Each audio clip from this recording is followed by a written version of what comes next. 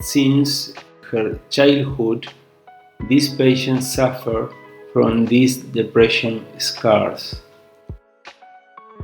All surgeons proposed skin resection and with a scar, vertical scar.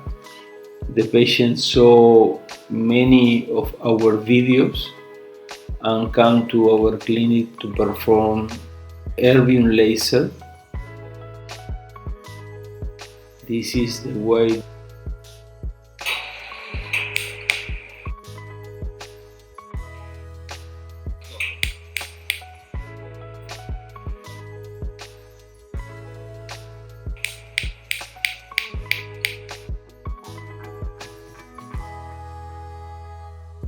This is a simple procedure, no anesthesia, it's unpainful.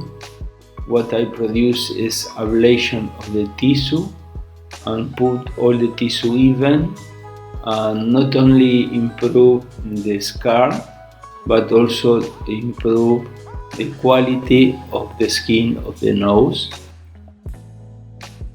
One procedure, we improve all the area. The patient said, I'm very happy, I spent all my life with this scar.